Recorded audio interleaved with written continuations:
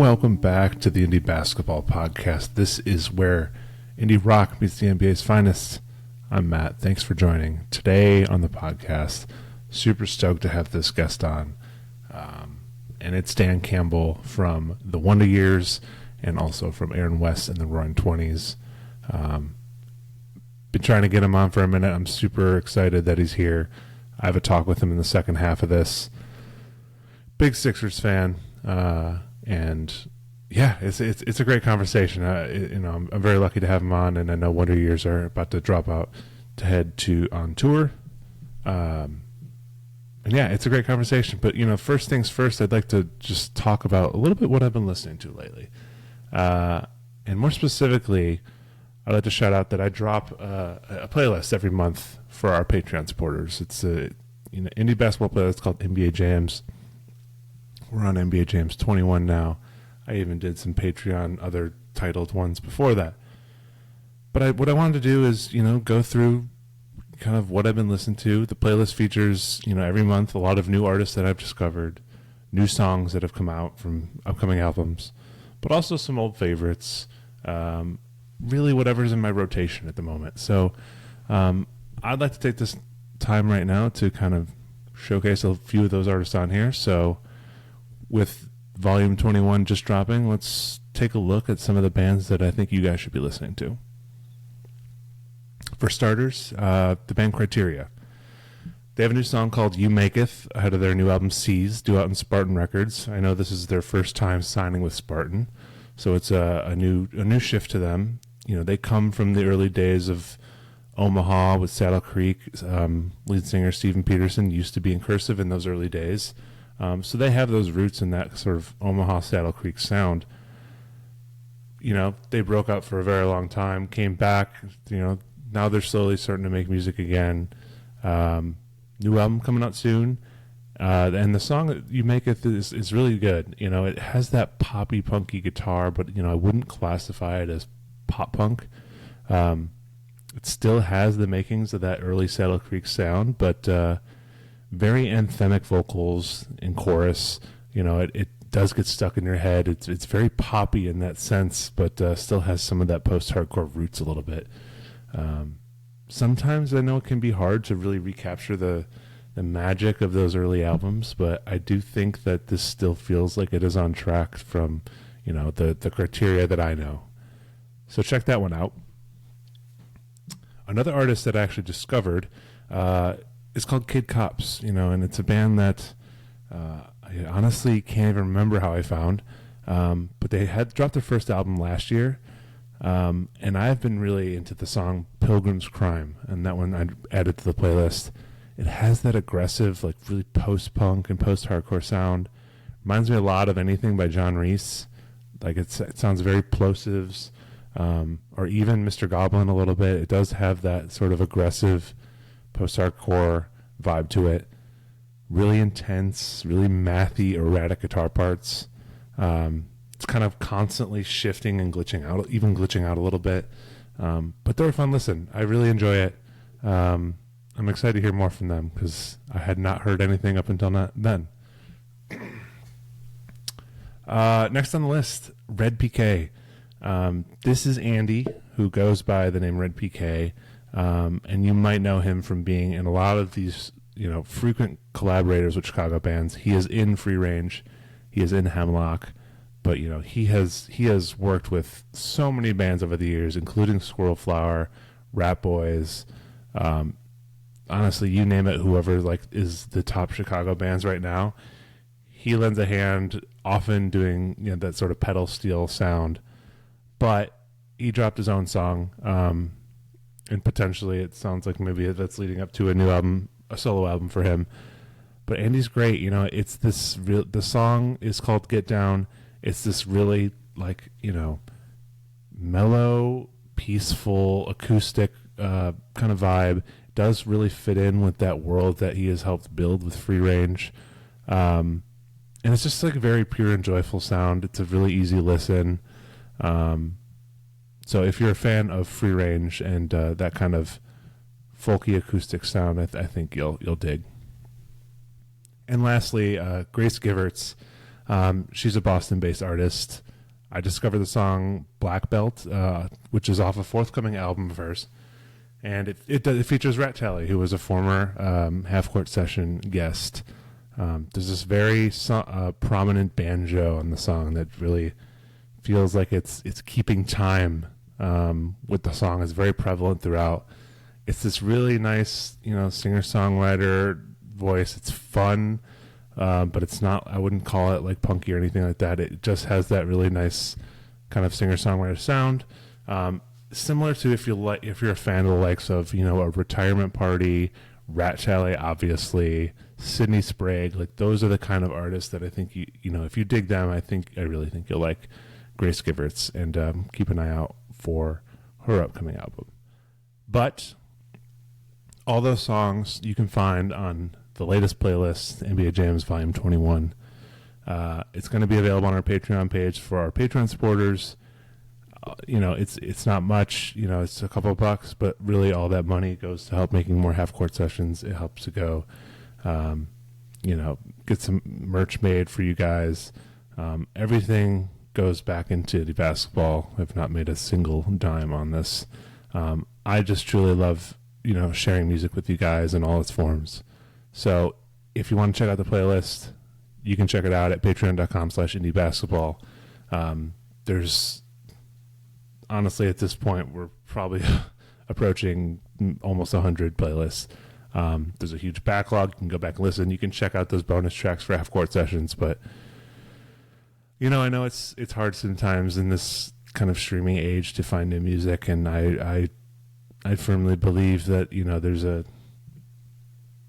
it's better to get those personal recommendations. Sometimes I feel like there's just an infinite choice of things to listen to. It's really almost feels harder than ever to find music, but hopefully a playlist like this that's curated kind of helps you find something new that you never thought you might discover before. So that's it. Make sure you check out the playlist, and that's at Patreon. But I won't keep you much longer. I'll let you get to the interview with Dan Soupy Campbell from Wonder Years. We had a great talk, so hope you guys enjoy. All right, man. Well, thanks for joining. Yeah, happy to be here. To have you on. So, the tip-off question I like to ask people when they come on is, I want to know what you've been listening to lately. What have I been listening to lately? I wrote some stuff down because I never remember. So there's been a couple things that I'm kind of like constantly listening to. Like I'm always listening to John Moreland. I'm always listening to Samia. I'm usually listening to Runner. And then there's a band from Boston called Future Teens, and I co-produced their new record, and the single came out today. And so I've been spinning that this morning. I'm always listening to Samia. I'm always listening to John Moreland. Those two are kind of like standards for me. The Samia, the new record is great. I have been addicted to The Baby since it came out. Oh, yeah. And I thought that like Honey had, I think like Killer Freak Out is like the maybe the best Samia song, or something in the movies. And then they reissued The Baby with a bunch of like bonus tracks, like live versions. The stripped version of The Pool is really good. It's really good. It's like they have like the original version, the stripped down version that is them doing the Tiny Desk version in the studio, and then also just the Tiny Desk version, and they're all good. Yes, they're all good. Noah, who plays drums for Samia, does a solo thing called Wormy. Wormy was on tour with, I brought Wormy out to support Aaron West in December, and they were great too, and just like nice people.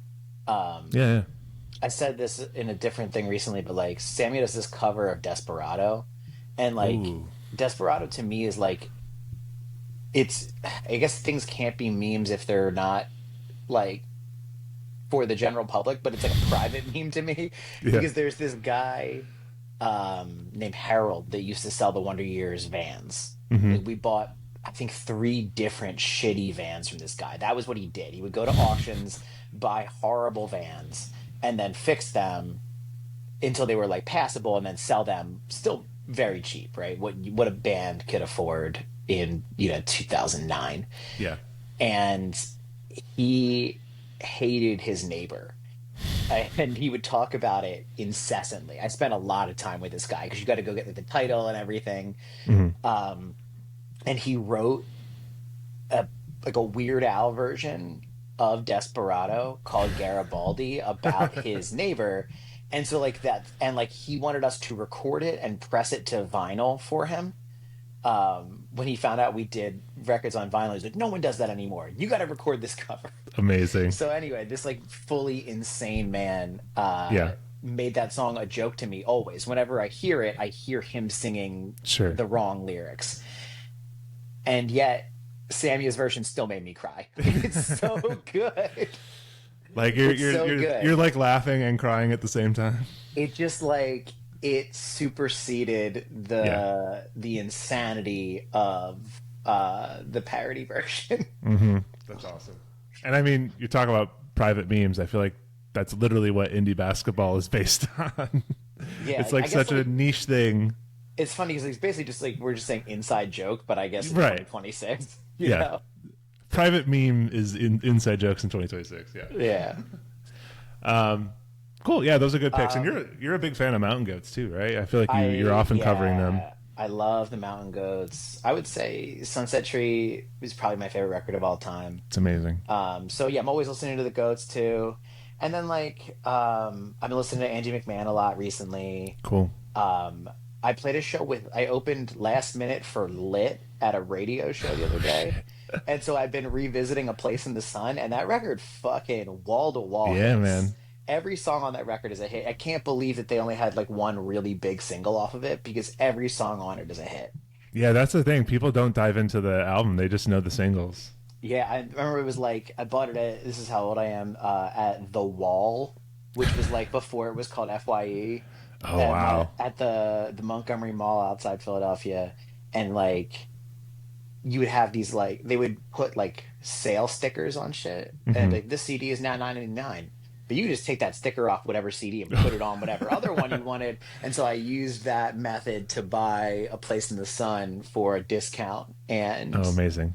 Listen to it a lot in like whatever the late 90s. And then yeah, like Last Minute, a band pulled out of this radio fest this weekend and for like Philly's like rock station 104.5 and the one of like the on-air DJs text me and was like, we're freaking out. We need a band for tomorrow. Can you do it? And we pulled off an Aaron West set on the phone, which was crazy because there's so many fucking people in that band. And like the guitar player that played with us this weekend hadn't played with us in 2 years. The band hadn't played together in months. And like, we still kind of pulled it off. So I started to do it. And then I was like, I guess I'll stick around and watch Lit. And I was like, holy shit, I know every song.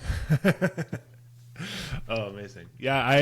I grew up in like a Sam Goody era, and Sam Goody was definitely my go-to like CD place. And I think the first CD I ever bought was Phoenix TX from a Sam Goody. Yeah, I had so our local mall at the point where it was like I like mourn the death of the American shopping mall. Like it's like a cultural thing that like will never exist again. Like a 90s mall. But yeah, you would go every weekend and get dropped off by your parents. Our mall, which was not that big, had 2 walls. There was a wall at either end, the wall being the CD store, and a Sam Goody, and a Suncoast Video that also sold CDs. This is everything I need. Just crazy. Like there was so much, like market desire for music that a small suburban mall could hold 4 CD stores. I yearn for those days, man. There was something special about it, you know. And it's not like the town didn't have another records. There was like there was a place. It was called Martin's Guitars and Skater Acts. It was like half and half, and it was like 2 brothers that ran a skate shop / guitar shop.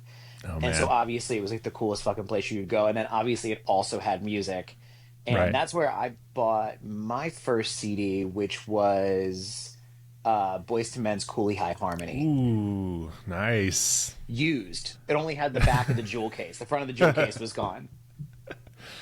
Was that the place where like people just hang out? Yeah, a little bit. So like it by the time I was like a teenager, it had moved to Doylestown and started Hmm. being just a guitar shop. Sure. And so like I would still go there, but it was like a much further drive, and you would mostly go there to like have your guitar repaired, Hmm. or like check out new gear. But like my dad was so young when he had me that like he was still like actively skating, and like Awesome. actively playing guitar, and like him and his brothers had built this like incredibly janky mini ramp in my garage. Yeah. And so like yeah, we were going there. I was going there a lot, but like as like a an 8-year-old trailing behind my dad and just kind of looking at shit. That's awesome. That's awesome, man. So you kind of just had the 10-year anniversary of No Closer to Heaven, and I know you guys are Hmm. gearing to go out on tour. I saw on Instagram you kind of posting about like you're almost like physically training to do this because. I do that, yeah. So I guess the question I have is like, do you think people know like how much like athleticism and physicality there is in performing your music? I don't know if they know. I mean, I talk about it. I Yeah. think they see it, right? Like it is, but like the thing for me is like I really like I really value the opportunity. Hmm. Like I think about it a lot. Like the how many bands people start that don't get a chance to play in front of anybody, Yeah. and then how many bands people start that get to play some local shows, and how many fewer make it to being on tour, and then making it to the headline spot, and then making it to like 20 years. It's just like it's such a vanishingly small amount, and so like I understand how lucky I am. Mm. And the it's some of that, like what you call luck, is like people being willing to spend money to come see you do a thing. Right. And so like I take that really seriously, and like I'm determined to be great. Like I don't want to Hmm. go on stage and be like, I put up a good one tonight, that's fine. Like I walk off stage, if I don't think that it was perfect, I'm fucking mad. Yeah. Like the first show of this tour was we did a UK leg, and the first show was in Bristol, and our rehearsal day got fucked up because American Airlines left half of our gear in Philadelphia. And so we spent half of our rehearsal day running around and renting things so that we could have a rehearsal still. And we never really got to we played the songs, but we never really got to do like the machinations of the set. Sure. And so like I fucked up and started introducing the wrong song at the wrong time. That ruined the set for me. Like I Mm. want to be perfect. And Yeah. like so, I take a lot of we take a lot of pride in that, and putting on a Sure. show where people go like I want to be better now at 40 than I Hmm. was at 26. Yeah. And but it's harder because like at 26 I could fucking roll out of bed, grab the mic, and go play it, Yeah. and it didn't matter. Like I would put in zero effort and get 10 results, and that number has shifted drastically. And so now like yeah, before a tour I train on the Peloton, Hmm. and like basically what I do is just set the resistance crazy high so that I can so that I'm really pushing, and I'm holding 20 miles an hour or above. And then I just sing the set full voice in my headphones. And actually, I sing it up a step because Okay. I'm doing it where we played it 10 years ago, and then we've detuned our guitars since then. So it's like, I'm like fucking swinging with three bats in the Yeah. on deck circle, trying to get myself ready because, like, I want to get to that first show, and I want people to walk out of it going, like, fuck, Hmm. they still sound, I mean, they sound better than ever. That's the goal. Right. Yeah. I mean, and I honestly, it does feel like you can compare it to an athlete's career, an NBA player's career, where it's like the longer you go, the more you have to put in that work to kind of stay at your top of your game. Yeah, I mean, like, I can't imagine what LeBron does I to know. still be playing at this I don't age. know Like, how. I remember, like, literally a decade ago, that year that I think it was the first year back on the Cavs where like Kyrie was hurt, Hmm. and it was basically like LeBron and like a raft of corpses that he was dragging through the NBA finals, and like staying in they lost Right. that series, but he stayed in it, and reading about like like he would get on the plane, he would be getting treatment done like to the Sure. next game because like it was just like, and that was a decade ago. He's Hmm. so much I older know. now. And he's still killing it. Like he's He's still still in very such good good. shape. It's crazy.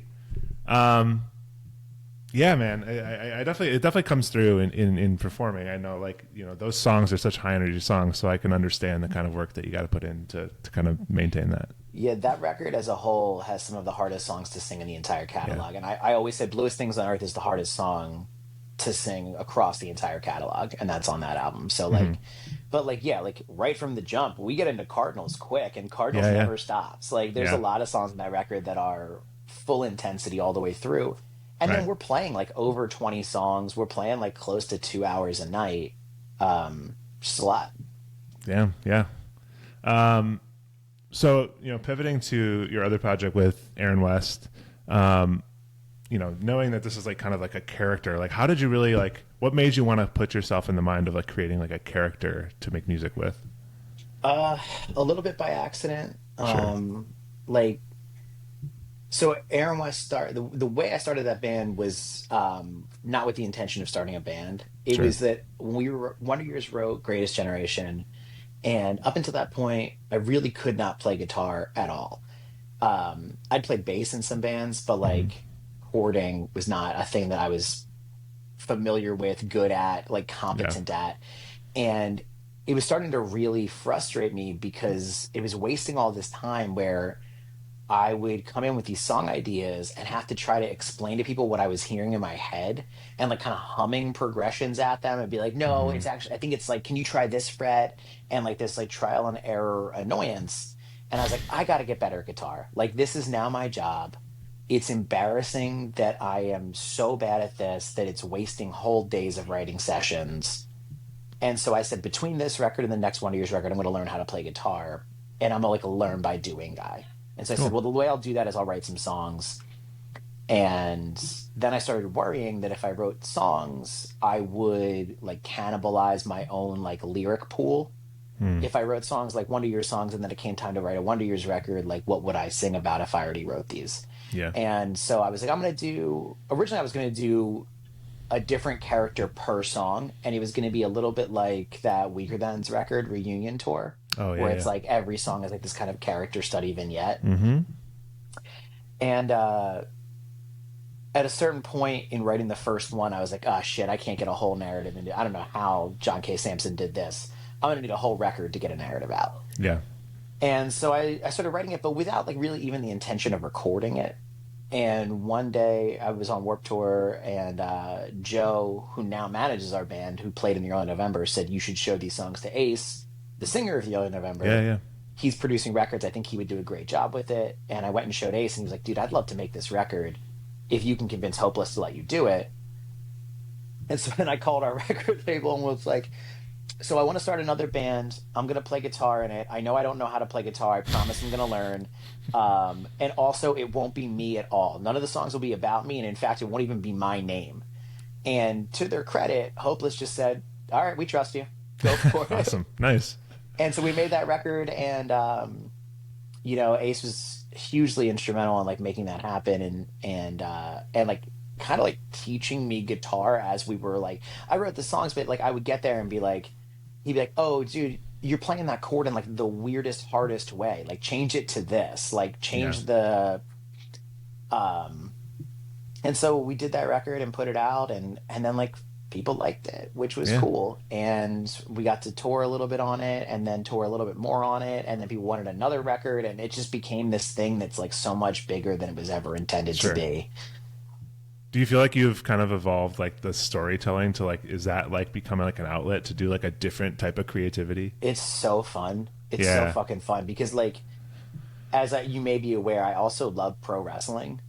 And Oh so yeah. like I'm borrowing from that art form a little bit in the sense that like when I explain Aaron West to people and I go, okay, so imagine the album is a season of TV and every song's an episode. I'm like, Mm-hmm. okay, I follow that. And then I'm gonna play it live. And they go, okay, so it's kind of like a band, but like a little bit like a musical because it's a story. And I'm like, yeah, a little. But here's the thing. The show is also like the live show is also canon, right? What happens on stage, if I say I'm Aaron West in that moment, if I walk up on stage and say I'm Aaron West, then that's part of the story going Yeah. Yeah. forward, right?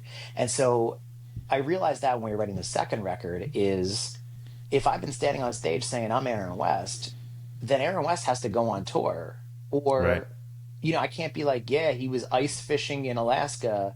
It It's gets like, nah, meta. dude, I saw you in St. Louis that day. Yeah. And so I had to like draw out all these calendars of like, where was I during Wow. these time periods? Then for the third record, I was like, oh shit, I could use that. And so we started doing a thing before that record got written where we were setting up storylines at shows. Like I was doing things on stage that I knew would catalyze like events that would continue through the story. And so in that way, it's like what happens on Monday Night Raw live on TV Hmm. impacts how the story moves forward going into fucking WrestleMania or whatever, Sure. right? So we did this one where I had the record label come out to the show in LA and I put them at this table and we told a few people, but they didn't tell the interns. Hmm. And over the mic, I was like, oh, the record label's here tonight. And the crowd kind of claps. And I'm like, but they haven't picked up our option. And it's like, we don't know what's happening. Like, and I kind of started getting angrier. And I'm like, no, it's great. I fucking love my life being in limbo. I love like installing fucking garage doors in the cold while you guys make decisions about the rest of my fucking life. And like the bass player, like restraining me as I'm getting mad. And like the crowd Oh. starts booing them. Like I threw the set list in one of their faces as we walked off stage and they started getting like legitimate like angry messages and threats to their Oh like man. I got like phone calls that were like, hey, our social media manager is getting a lot of heat. And it got written into the record, so like when that record Sure. came out, like that all happens on the album. Dang. Putting your acting skills to the work. Very minimal, but it's not the hardest thing in the world for a musician to act angry at a record Sure. label, so. Yeah. I mean, would you ever want to see something like that, like actually adapted into like a TV show or movie? I mean, that's a dream, but right now what we're working on is a graphic novel. And Oh, cool, cool. so dude, every day I've been checking my phone because I had a really great call with a really important graphic novel publisher, Cool. like one of the big five. And I'm like, Nice. come on, I want to see it happen. That would be But, so sick. if it doesn't happen there, we'll find somebody else, we'll find a different publisher, or we'll Sure. kickstart it, whatever. But yeah, we Yeah. want to do it as a graphic novel next. I mean, it's such big storytelling, and like people love a good lore. So, Yeah, and like the thing is like the thing I love about songs is like the constriction of form sure. is like you only have 3 minutes to get this thing out. And it's like every word choice is so important, every image is so important. Hmm. But if we do it in a graphic novel form, I have all this space to like fill in all these pieces of story that didn't get to make it to the songs. Like there's so much Yeah. more that didn't make it in the songs and would happen in the graphic novel. Yeah.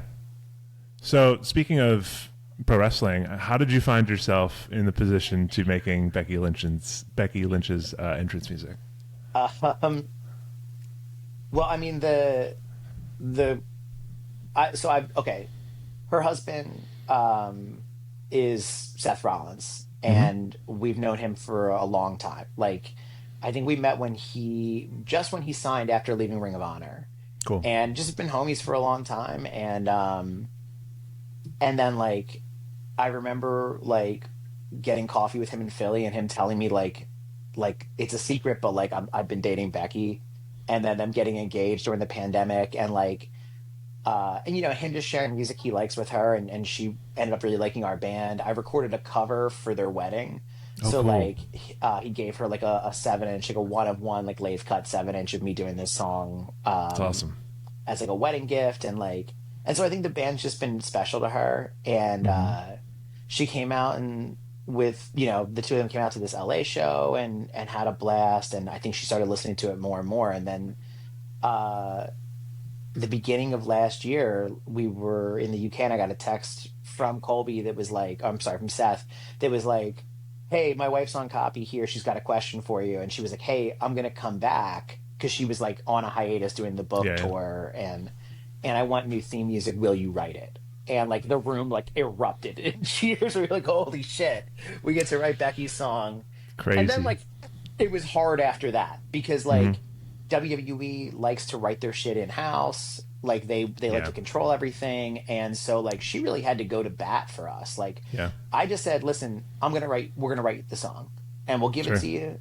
And like if they don't let you use it, it is what it is. We'll Sure. release it some other way. But like we want to get it done because originally she wanted it for Mania last year. Yeah. And we had it done for Mania, and they were still like, at that point, the company was still like, no, like Damn. you got to use our guys. That's just how we do it. It just makes and like I get it. They're like trying to protect themselves legally. Sure. They don't want to get sued. But she really fought for it, and we got to debut it at SummerSlam last year. So good, man. So like, I have to imagine, like, what is the difference between seeing, fans in the crowd when you're performing, in Wonder Years, seeing them sing versus seeing an entrance and seeing the whole arena kind of echoing those lyrics? It's like, it's just a totally different thing. I hear it on TV and forget that we wrote it sometimes. Yeah. Seth is one of the biggest ones that there is too. Like, dude, his song goes all the way off. Yeah. Like, I think like, obviously, Jey Uso's got the biggest song in the company right now. For sure. And Cody obviously Cody's too is another really yeah. big one. But yeah, I mean, it's been cool. It's like right now, like she's playing a heel right now, so you're not going to get like the big sing-alongs. That's true, right? Like, she's not getting a babyface pop like on purpose. I think she's like doing one of the best heel acts in the company right now, and that's just like a testament to how fucking good she is at everything she does. But like it was crazy because like when Wonder Years put out a song, we put it out to Wonder Years fans who are excited for new Wonder Years music. Great. Wrestling fans don't like shit. Like it's their resting state is to not like shit and not like change. And so we put it out, and a lot of people were like, "This fucking sucks. I want Celtic Invasion back. I hate this." And like they really came around, which is cool. And like the more and more I see people being like, "Wow, I actually do love this song. Yeah, like this is right for her character. Whatever. It took some time to get used to, but it's not often that we experience putting out a song and having people be like, "This fucking sucks," because we don't really step out of our orbit too much. Right? Sure. Like, but I mean, like anytime someone debuts a new entrance, like it's always lukewarm, like because people just aren't familiar with it. They don't know how to react to it. Well, and that's the thing. Like the pop is tied to the familiarity. Like it's tied to like I recognize who this is as soon as it hits, and that was a big thing. Is that we wanted to make sure that we wrote her a song that sounded different than if their in-house team had written it, just so it was like a stark contrast. For sure. Yeah. Was there like math involved in like when's the right time for the pop?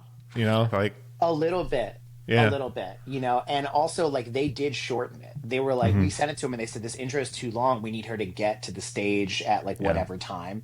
And they cut like a rotation of the intro. Got it. And they wanted me to do that tag at the beginning where I scream, "The man has come around." Like that wasn't originally in the song. Like they want that like ID tag. Like it's like a producer ID at the top of it. But yeah, I mean, like basically what happened with the writing of it was that Matt had a demo of like most of the music for that song that he had worked on. I said, "Do you like this?" She said, "I love it." I said, "Great." And then I sat with her and just kind of like asked her a bunch of questions about how she was feeling, about her career, about her character, and just set out to write lyrics that like captured that. And I wanted to hide in like all these little, like there's a reference where it says like, "I'll burn it down and watch it something better grows," as like a reference to Seth's song. There's a line where he says "Rue the Day" and her daughter's name is Rue. And that's awesome. So I just tried to work in stuff like that. Yeah, that's great. Stuff that made it special for her too. For sure. What is it with Philly musicians getting the chance to make wrestling entrances? Because you have Adam doing Darby Allin's theme too from AEW. And Code Orange, or not Philly, but a PA band did the Wyatt Six entrance. Like, it's I think like something in the water. And I also just think that wrestlers are like more confident asking for what they want now. True. And like in control of their characters, and like, Hot Mulligan did one too. Did proto theme, and like it's cool. It's a cool time. Yeah.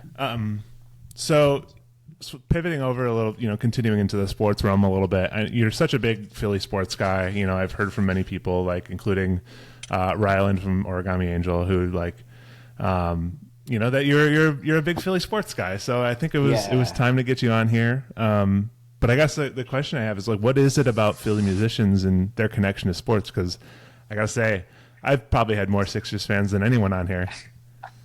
I do think that like I don't know, like I'm not from anywhere else, so I Yeah. can't say what that experience is, but I do think that like it's so ingrained in you here it's such a part of the culture of the city. Hmm. Like people make the joke, but like seriously, go birds is a greeting here. Like, I mean, during football season, but also not. Yeah. Hey, go Like, Birds. Go dude, straight up, if I'm holding a door for someone, they might say go birds instead of thank you. Like, and when the team is humming, like you can't it's the city vibrates with it. Yeah. Yeah. Like when one of our teams is on something, it's inescapable. It's like, I'm talking to the postal carrier about it. I'm like, don't you have other houses to get to? Should we really be talking about like Jay Ajayi's usage over LeGarrette Blunt right now?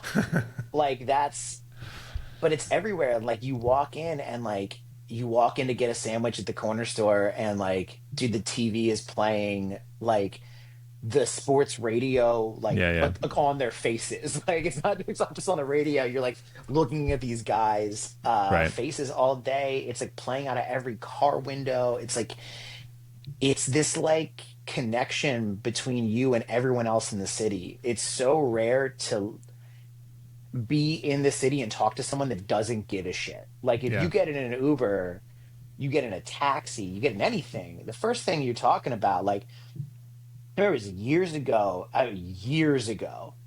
and I got in a car and the guy was like, "Yo, what do you think about Ish Smith?" I'm like, "Are we really talking about Ish Smith right now?" That's your Like intro right now. he Okay. was just like, I've just been thinking about it, man. Like he's really hooping, but like we're trying to lose. Like this was like early process years. Yeah. Crazy. I mean, also it's like Philly has a ton of bands, like, and a ton of good bands, so It it's bound to is, overlap. dude. It is like one of like the fertile crescents of emo. Yeah. Like something about the Delaware River all the way up, like if you follow it through from like northeastern PA and like Scranton and Wilkes-Barre, you're talking about Tiger's Jaw and Title Fight and Captain We're Yeah. Sinking and the Menzingers, and then you follow it down like our like cluster of suburbs, like the northwest suburbs, like the Wonder Years were playing the same VFWs as Balance and Composure and Super Hmm. Heaven. Like those three bands have come a long way. The neighboring high school was the starting line. Fucking Circus Survive lives right there. And like, some hardcore bands that came out of the space too. Like I know that band Varials and like Jesus Hmm. Piece and like and then like kind of carrying over like towards the like closer to the river, like the northeast suburbs of the city where you're getting, I mean, that's kind of Circus Survive, but also there, Zoloth the Rock and Roll Destroyer Yeah. Yeah. and um Algernon and all of those bands. And then like the Jersey side of the river where you got like Man Overboard and The Earl November and What Became Into It Over It. And like all these bands are from like within an hour of each other Hmm. and all played the same, like boys and girls clubs It's wild. and Yeah, the and same like basements in West Philly. And then and then eventually like you get into new generations of it and you get modern baseball. And then eventually you get yeah. Origami Angel who are not from Philly. But like the reason Rylan plays music is that his cousin was TJ who played in Zoloth the Rock and Roll Destroyer and A Life Once Lost and Like Lions and it's just like crazy And you just named how like 30 bands too, which is like dude, and that's and just the that's just the beginning. beginning, dude. That's just the Mannequin beginning. There's Pussy, so many everyone more. Yeah. everywhere. Yeah. Dude, and the bass player Mannequin Pussy used to like live with Josh from the Wonder Years in Lancaster when they were going to college and like just sit around listening to fucking MF Doom and play and skate. And now it's Crazy. like, dude, I'm about to watch. And then he's in a band with the drummer of the Wonder Years. Like the drummer of the Yeah. Wonder Years, the bassist of Mannequin Pussy playing Skull Presser together. It's just like, it's just everyone's homies and everyone loves making music together. And like, I think that part of it is that it's such a DIY city. Yeah. And I think about places like, like what you consider music towns and entertainment towns, New York, Yeah. LA, Nashville. And there are real clubs. I'm doing Hmm. air quotes for people that are listening that have like air quotes, real promoters who tell you if you're good enough to play or not. Hmm. We don't have that shit. Fuck that. Sure. I'm gonna play this basement. I'm gonna play this VFW, and you can incubate weird ideas, Yeah. and Yeah. then like you come up in the lineage of like oh shit, over top of that Dairy Queen on South Street, that's where Kid Dynamite used to practice, right? Like that kind of shit. That's awesome. And so you just believe you can do it. Yeah, yeah. And you know, I do. You know, I'm from Chicago, and I feel like there is such a tie between Philly and Chicago in that same sense, where you know maybe it's not so much anymore. It still exists, but like you know, in the mid 2000s, like there was that equal sort of like web of bands and stuff, Absolutely. and like playing the VFW halls. And it's funny. I feel like there is such a tie because you even mentioned it over it. Like Evan's a good friend of mine now. He lives in Chicago, and you know he's very much based out of Chicago. And he was Yeah, in this band called The Progress. yeah, yeah. Nick, Matt, and I, for Wonder Years, were in a band called The Premiere, and we used to play together all the time. Mm-hmm. And like, there's a very funny and like, you know, in certain niche circles, like air quotes again, famous photo of the Wonder Years playing this like DIY spot in Illinois, and in the crowd surfing at the same time are members of Real Friends and Knuckle Puck who did not know each other at the time. So like funny. two guys from Knuckle Puck who were not friends yet. Was it the DIY spot in Rockford? I can't remember which spot it was. I want to say it was, where's Warped Tour in outside Chicago? What's the name it's of like that town? or Tinley like Park. Tinley Park, yeah. I think it was a spot in Tinley Park. Okay, interesting, cool. Yeah, man. The thing There's a that I lot of remember about connection. yeah, I remember that show that all the park benches near it were painted crazy, Okay. and that the local support band that we didn't know ate all of the rider food. Those are my memories of that show. That's amazing. But yeah, with both cities, we have. Like, I feel like Chicago has that equal tie to like you know the Bulls and Chicago sports in general. But you know, I feel like two of these cities, like you know, music and sports go hand in hand, and that's probably why it's the number one amount of teams that come on this podcast. So There you go. So when it comes to you know being a Sixers fan, like what was the first like the player that latched on to you, you know, that helped you like kind of like get into as a Sixers fan? So I'm a late to life basketball guy. Sure. Because I'm so short. So like I loved playing sports when I was a kid, and I was so It was fucking never an bad at option. basketball. I just couldn't do it. And like even things like, you know, when you go to layup and you're supposed to go right hand, left foot, Sure. I can't do it. I jump right foot. Like when I did high jump in track and field, like I jumped with my right foot, even though I'm right-handed, Interesting. which is like backwards. And so I couldn't I couldn't do a layup because I had the wrong, I couldn't cross it. Right. I was so bad. And, but for me, it was like the idea of the process Yeah. seemed so fun to me. It was like, oh, we're just like fucking sticking our thumb in the eye of the league. Right. And then Embiid was like just such like a, I don't know, like a fun figure to me. Mm-hmm. Even when he wasn't playing yet, right? Even when like, was it like the navicular bone was his thing, right? Am I saying that right? I don't know exactly. He had that foot injury and he wasn't even playing, and it was I mean, still he even just got like, drafted with injury problems. yeah. I mean, yeah, he came out of the draft with that injury. Yeah. And it just seemed like there was like a hum around him where it was like something special is going to happen with this guy. Yeah. Yeah. I mean, he definitely like had his era of being like kind of like the king of Philly sports for a little bit just because of how charismatic he was. Yeah, exactly. But you got in kind of with the process era. That's when you kind of jumped in. Yeah, that was like when I kind of jumped in. Yeah. Cool. And I was watching a lot through that era. And like, especially, man, like, I think for me, like the year that I was like the most locked in was the year that we ended, you didn't start the season this way, but we ended the season and our starting five was Joel, Ben, Jimmy, Tobias, JJ. Yeah, yeah. And I really feel like if that fucking Kawhi bounce doesn't go in, that we win the finals that year. Because that's the year that KD popped his Achilles. Right, yeah. And so it was like a weekend Warriors, and it just felt so possible. And it just feels like every year that something like that happens. Like fucking, I think another year I thought we could have gone was the COVID year, not the bubble year, but the year after or two after. It must have been whatever it was when Macie Stewart refused to get vaccinated. Yep. And so we went up to Toronto without him. And Joel's playing fucking garbage time minutes at the end of the game where Thibault should have been in, and he got his fucking orbital bone broken. And he had to play in the mask, and then we lost to the Heat. Yeah. And I really felt like that was a year too. Ben Simmons lost his confidence. That was the year before, maybe. Yeah. I think the Simmons year was before that, but yeah, and like, yeah. Well, first of all, to Ben's credit, are you going to go up for a dunk when elite rim defender I Trey know. Young is standing right there? So Insane. yeah, so I guess on that note, I want to do a little thing. It's kind of like a true or false. I'll throw out like a somewhat hot take, and I want to know kind of if you agree or disagree, or if you have an opinion on that. Okay. And I should say, it has been hard to watch this year, not because Yeah, it's not fun, because I've been on tour a lot. but And it's there are things to get excited about with this team yeah. still. Yeah, no, it's I VJ's mean, I'm nice. when I get to watch it, I'm like, Yeah, yo, yeah. Tyrese and VJ are Hmm. so fun together. But like it's just been hard to get it on television because Sure, like we've been on like tour buses a lot and for it's hard sure. to get it. Yeah, yeah, I get it. Well, most of these are centered around kind of generalities or more so the process era. So the first Okay. one, the statement Ben Simmons was a nice player. Ben was nice, man. He was nice. I I just felt like he was once they broke his psyche, it was over, but he was really nice. I know. It was the kind of thing where like maybe it wasn't the right guys around him, or maybe he could never work with Joel, Maybe. and just like maybe it was just the wrong alchemy. Like, Sure. where Joel had to play, where you had to have him on the court.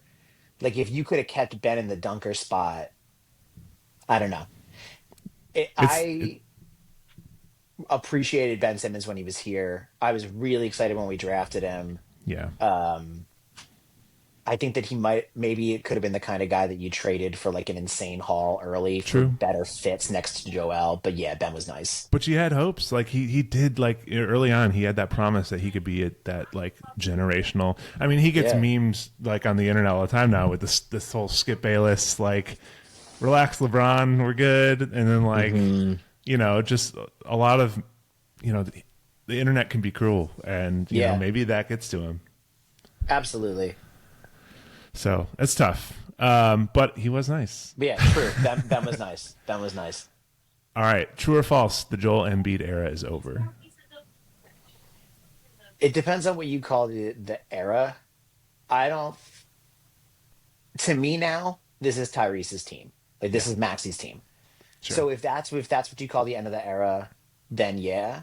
Yeah. But I think that he is still a very important contributing factor when the Yeah. team is great right now. And like I think what the other day, VJ Tyrese and Joel combined for over 80.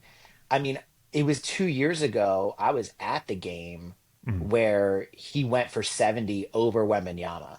So like if that's not the distant past, Yeah, um, so I think that his era of it being his team is over because I think it's hmm, Maxie's team now. for sure. But I don't think that he's gone.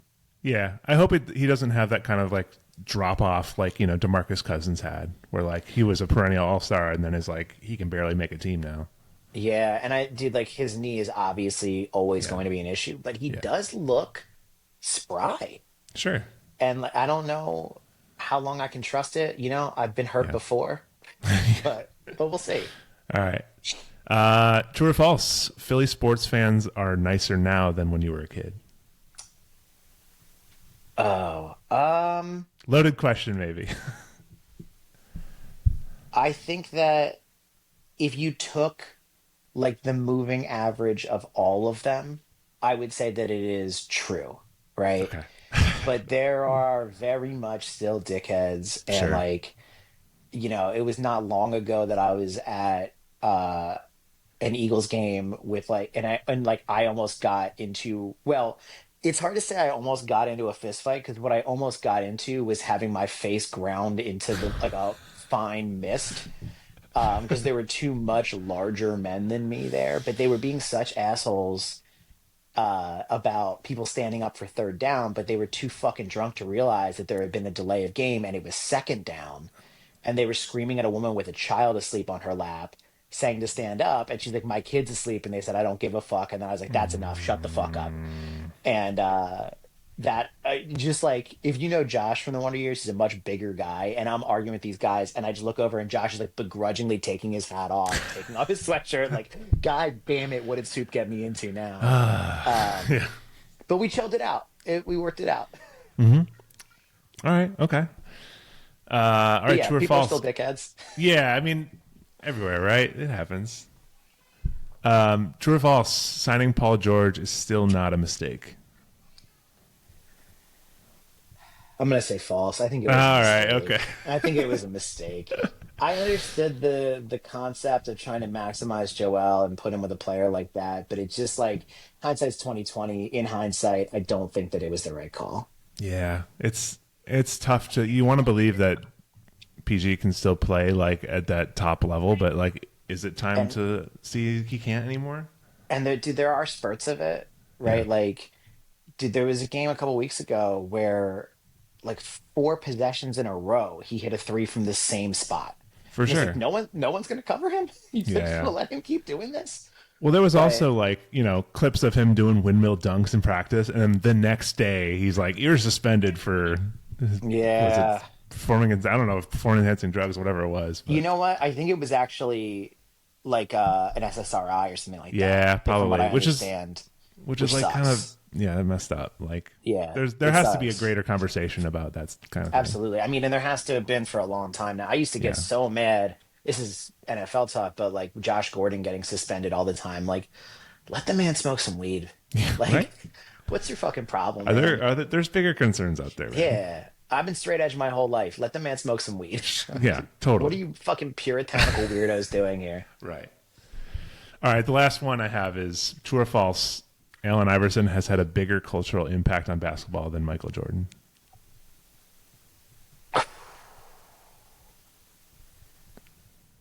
I think Keyword that's a cultural. I think it's possible. I think have you ever read Hanif Abdurraqib's stuff? Yeah, yeah. He's amazing. He's been on the podcast before. He's Dude, awesome. he's got a poem that was like that's like the morning after um the morning after Allen Iverson broke MJ's ankles. I gotta see if I do I have Mm-hmm. it up behind me.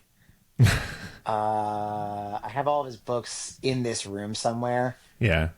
I'm not gonna find it in time. Yeah. But like, yeah, I mean, like, dude, a huge, huge cultural figure.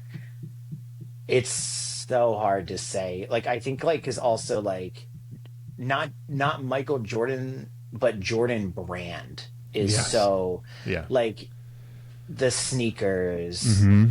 the Space Jam of it all. Like, it's Right. hard to say that anyone else had that big of a cultural impact. But if anyone did, it's AI. Yeah. I mean, my opinion is like MJ obviously turned sneaker culture into a thing outside of basketball, but AI kind of did everything else in Yeah. terms of like fashion outside of basketball. He made like the culture of basketball like just generally cool like He made it outside of that cool game. again. Yeah, like he Yeah. really, yeah.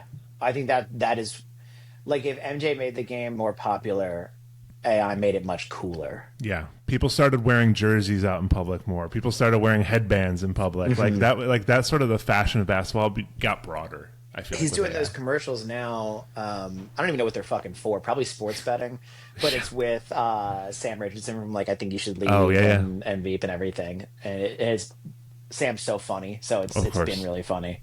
Amazing. All right, so those are my true or false, but I guess, when it comes to the Sixers team now, I know you haven't had a ton of time to watch, but like how are you feeling? Do you have any like bold predictions kind of going towards the rest of the season?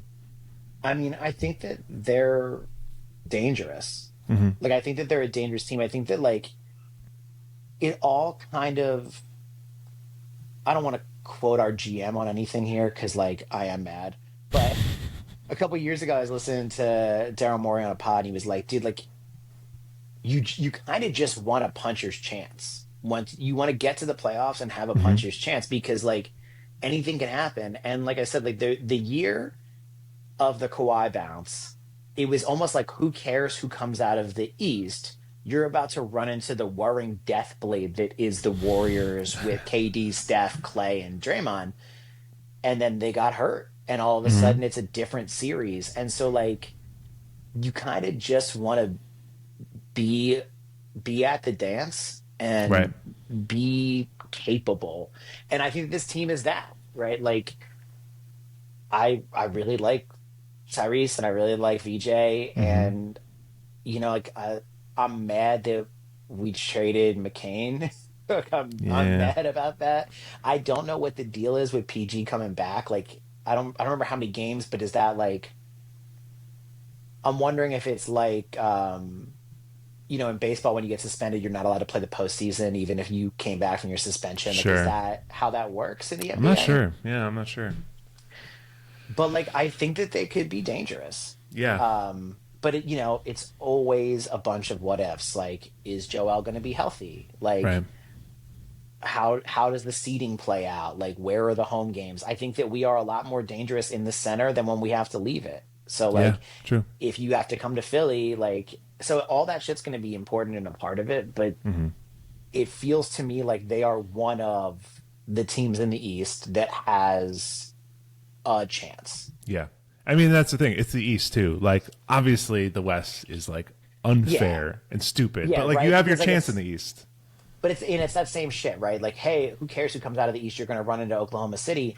Well, what happens if you know SGA gets hurt? What happens if Yeah. Chet gets hurt? Like, I mean, and I don't want to wish that on anybody. I'm just saying, Right. like, when you get to a 7 game series, kind of anything becomes possible, and like you get some kind of zany, Yeah. crazy results, and like obviously that's even more likely in football. Like, Yeah. oh shit, it's snowing, Right. the Bills are like suddenly cooked. Yeah. Like, Yeah. whatever. Like the way their offense works doesn't work in that snow, or that kind of thing is even more magnified in a Mm-hmm. single elimination format. But like, I don't I know. mean, Playoffs are look playoffs. at last year. Like, do the Pacers win if Tyrese doesn't get hurt? Like, possibly. Yeah. There's a million It's question marks. everything. Yeah. So, and that's what I'm saying. And I think that like the only thing I can say with any close level of certainty is I think that they're one of those teams Yeah. that when you Got a put fighting them in chance the blender of the playoffs, who knows who comes out. for sure. All right. I mean, last thing I love to do is it's like a little game called Build a Band. And I'd love to see if you can take your shot at creating a band made of NBA players. Assign them instruments. What's their sound like?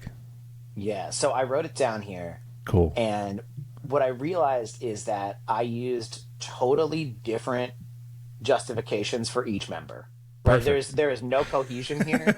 Because originally I was like, okay, well, did anyone actually play an instrument? Was my first thought. Oh, And sure. so like it was like, is that one of it? Or like, do they have an intangible that would make them interesting here? Mm-hmm. Mm-hmm. Or is it how they play the game that would make them interesting here? Whatever, right? So I have a different reason for each person, Cool. but I'm going to start at the top. I'm going to start at the front. On vocals, I'm putting Ant. Anthony Yeah. Edwards is my front person. I have no idea if Ant can sing. Yeah. It's not What I about that. know, what I know about Ant is that he has more confidence than any human I've ever seen. Yeah. I watched the Courts of Gold, like, USA basketball documentary, and fucking like Barack Obama tries to make a joke that's like, "Ah, I heard you think you're pretty good," and he was like, "Pretty good? Yeah. I'm Right. him." He was like, "Who the fuck are you? I'm Ant Edwards, god damn it!" Like, and like that kind of like unbelievable brazenness Yeah. is what you need in a front person. So I I mean, think I'm gonna give you the ultimate compliment here, and I do think your energy as a frontman and Ant's energy as a frontman do have some cohesion. I appreciate that. I think a lot about like, okay, so it's not Dame waving goodbye after hitting the game winner, but I think a Hmm. lot about there was a game a couple years ago where Ant hit a step back three and then turned to the other coach and was like, "You need to call a timeout. Like, it's Yeah. getting out of So good. hands." So good. Uh, All right. on bass, I have Wemby Yeah. for kind of two reasons. One, no human has ever had bigger hands, I don't think. And so like the amount of fretboard that dude Totally. could cover is surreal. But also, I'm wondering if he's got like any kind of cool French disco influence that he could bring to it, Oh, I love that. right? Like he's you know, big interesting Frenchman. Yeah, yeah, Playing bass could be fun. yeah. Totally. I love that. Uh, on drums, I have Kyrie Irving. Mm-hmm. And the only reasoning I have for this is that like this was kind of my first person that I pulled from this. Is I was thinking about how people play basketball, and I think that the way that he plays is so musical. Like, the Yeah, way that yeah. he moves his body is so musical, and like I was like that could translate somehow. I So I see had Kyrie on Kyrie drums. with like, he's playing all these like jazzy fills. Like he's never Yes, stopping. I think that like the thing I say about my drummer in the Wonder Years is that like there are drummers. So we had a fill in for him when he was having a baby last year, and we had Yeah. this guy Chris who is unbelievable, like Hmm. Berkeley trained, an incredible drummer, Awesome. and he played the hell out of Michael's parts. Did a great job. And I'm talking to him about it, and he goes, "You know what's crazy is like, yeah, I could play this. It was Hmm. hard to learn, but I learned it and I can play it. I could have never written it. His brain works different." And I Hmm. think that's one of the coolest things about Wonder Years. And like, if you really like dig into some of the music, is like Michael's brain works different. He sees rhythm in a different way, Sure. and he writes his parts in a like a truly unique way. And I think that Kyrie would do that. Yeah. I have a guitar player in here, um, and it's Jimmy Butler. And the reason it's Jimmy Butler is that I think he might be one of the only people that like spends a lot of time with guitar music Sure. in the league, right? Yeah. Like he famously loves country, but he also loves emo somehow. Yeah. Um, and I just was like, well, here's a guy that actually cares about guitar. Um, That was an let's give him important day one. for a lot of us when he name dropped all those bands. Yeah, yeah. I mean, Jimmy Butler posted Hot Mulligan is Yeah. very funny. And mom jeans and yeah. Yeah. And then I put Joel on keys, and the Okay. reasoning for this is that I think it would look very funny, and that pleases me.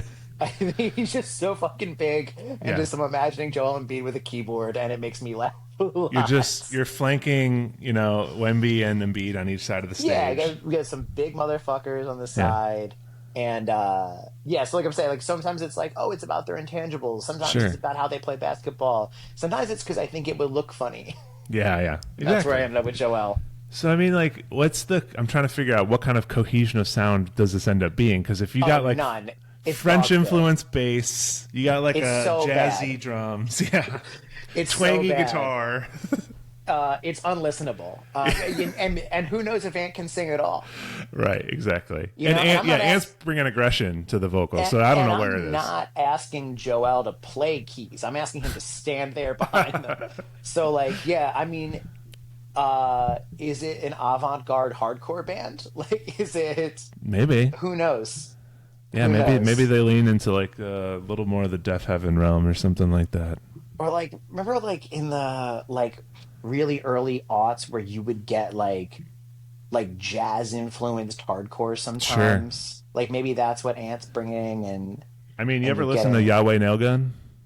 I have not. That's an insane band. Like it's very like industrial, but it's like this is what the future sounds like. That's the Is kind it of music. is it that far from like MS Paint maybe?